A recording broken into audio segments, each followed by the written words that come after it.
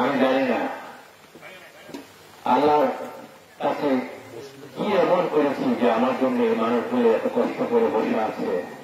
আমি আপনাদের জন্য প্রাণ ধরে দোয়া করি, আল্লাহ আমাকে এতটুকু সম্মানিত করছে। আমি এই ব্রিটিশ আওয়ামী সরকারের শাসনামলে 2018 সালে সরকার আমাকে গুম করার জন্য নিয়ে যাচ্ছে। আমার পুলিশের গাড়িতে একদল সন্ত্রাসী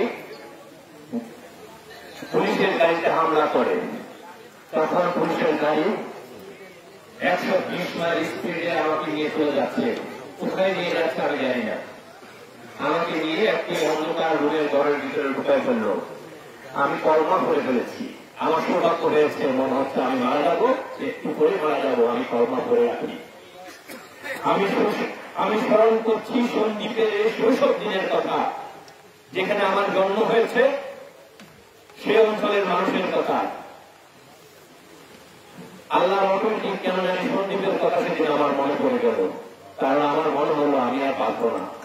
কারণ এই ফ্যাসিস্ট আওয়ামী লীগ সরকার তখন বিএনপি বললে, আওয়ামী লীগের বিরুদ্ধে কথা বললে তাদের গলা টিপে ধরে, তাদেরকে বাড়ি থেকে বের করে দেয়, পুলিশ দিয়ে অত্যাচার করে, আওয়ামী সন্ত্রাসী দিয়ে অত্যাচার করে। খুন তো আছে। এরপরে আরো অনেকবার 5 মাস, 6 মাস, 3 মাস, 4 মাস ধরে অনেকবার গ্রেপ্তার হয়েছে আন্দোলন করতে গিয়ে। ঘুমাতে পারতাম না, একটা বালিশ নাই, এই যে পানির বোতল মাথায় নিয়ে ঘুমাতাম। সেই সব অত্যাচার সবকিছু উপেক্ষা করে যখন সন্দীপে এসেছি, ইনশাআল্লাহ আমি আপনাদের পাশে থাকার জন্য এসেছি।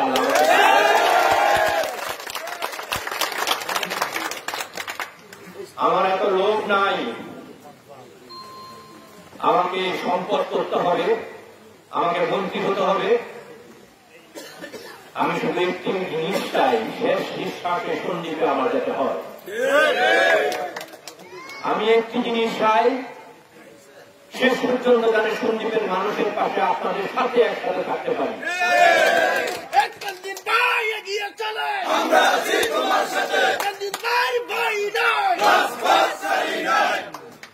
আবার রাজপথ,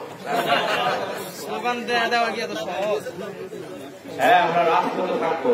ওই যে বললাম, সন্ত্রাস মাদক মুক্ত, ন্যায়ের অধিকার প্রতিষ্ঠার জন্য, অন্যায়ের বিরুদ্ধে যুদ্ধ করবো।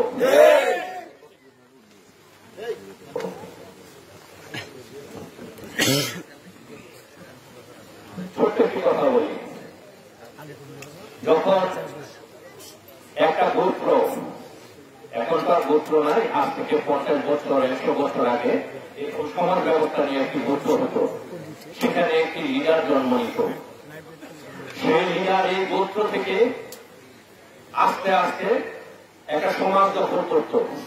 সমাজ দখল করতে হতো না, সমাজে একটা প্রতিষ্ঠিত হতো।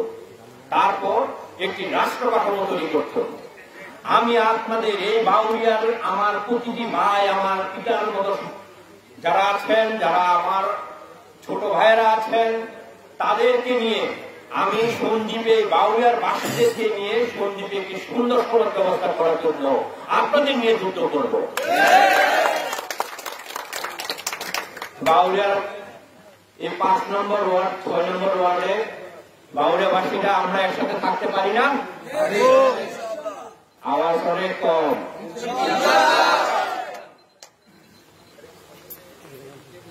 কিছুক্ষণ আগে বলে গেছেন আমি মহামানব, শব্দটা অনেক খারাপ। আমি মহামানব না। পৃথিবীতে মহামানব একজন এসেছেন, আমাদের নবী হযরত মুহাম্মদ মুস্তাফা সাল্লাল্লাহু আলাইহি ওয়াসাল্লাম। আমি মহামানব নাই, আমি একজন সেবক। আমি আপনাদের সেবা করার জন্য যদি থাকতে পারি, এটাই আমার জন্য অনেক কিছু, অনেক কিছু। আমি এখানে বসার আগে কিছুক্ষণ আগে সালামপুরকে জিজ্ঞেস করলাম, ভাই এটার নাম জিয়ানগর কেন?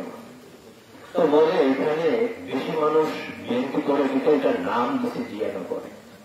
আরেকটা জিয়ানগর আছে বরিশালে।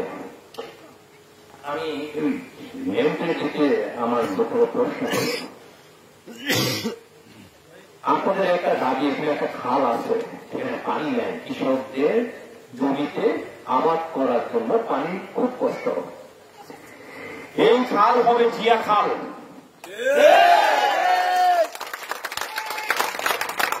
আমরা সবাই মিলে এই খালকে পুনরুদ্ধার করব, এই খালে পানি এনে দেব, কৃষকের মুখে হাসি ফুটাবো, এই খালকে আমরা নামকরণ করব জিয়া খাল হিসেবে।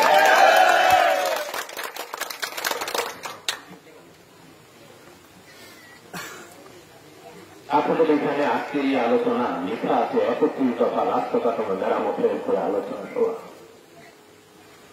31 দফা রাষ্ট্র কাঠামো মেরামতের কি আছে? 31 দফা রাষ্ট্র কাঠামো মেরামতে আছে। এই 31 দফা রাষ্ট্র কাঠামো মেরামতের নির্দেশনা যিনি তৈরি করেছেন, ইনি সুযোগ্য শহীদ রাষ্ট্রপতি জিয়াউর রহমানের সন্তান, যিনি 19 দফা রাষ্ট্র কাঠামো দিয়ে বাংলাদেশকে একটি সমৃদ্ধশালী দেশ করেছেন,